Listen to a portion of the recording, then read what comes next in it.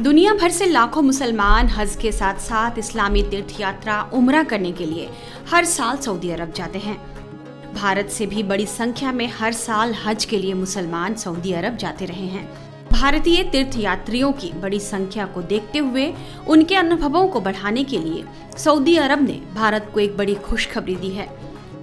Saudi अरब ने भारतीय नागरिकों से संबंधित वीजा को लेकर महत्वपूर्ण घोषणाएं की हैं, जिसके तहत धार्मिक यात्रा, व्यापार और पर्यटन के लिए सऊदी अरब जाने वाले भारतीयों को 48 घंटे के अंदर वीजा जारी हो जाएगा और 4 दिनों यानी 96 घंटे का स्टॉप ओवर वीजा मिलेगा।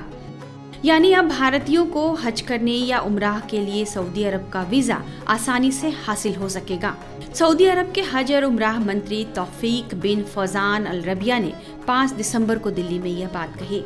तौफीक बिन फौजान अल रबिया 4 दिसंबर को भारत दौरे पर आए थे। भारत से हज और उम्राह करने जाने वालों की मेजबानी के लिए बनाए गए योजनाओं पर चर्चा करने के मकसद से वो भारत पहुंचे थे। सऊदी के मंत्री के साथ साथ एक उच्च स्तरीय प्रतिनिधि मंडल भी उनके साथ आया था।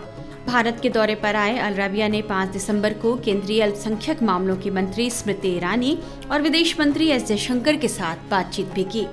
अल रबिया ने कहा कि 2024 में हज सीजन के लिए भारत को 1,75,025 तीर्थयात्रियों का अनुमानित कोटा आवंटित किया गया है। सऊदी अरब की दूतावास की ओर से बताया गया है कि भारतीय उम्राह के लिए आसानी से आ सकें, इसके लिए प्रक्रियाओं को और अधिक सुव्यवस्थित करना जरूरी है। सऊदी ने अल रबिया की भारत यात्रा को अहम बताते हुए कहा कि अंतर्राष्ट्रीय दौरों की श्रृंखला का यह एक महत्वपूर्ण हिस्सा है, जिसका उद्देश्य हज पर जाने वाले लोगों की सेवा के लिए सऊदी अरब की अटूट प्रतिबद्धता को प्रदर्शित करना है। आपको याद दिला दें कि सऊदी अरब सरकार ने बीते साल हज या उम्राह करने वाली महिलाओं के लिए बड़ा फैसला लेते हुए ऐलान किया था कि अब कोई भी महिला अपने पुरुष साथी यानी महरम के बिना भी हज के लिए सऊदी अरब जा सकती हैं।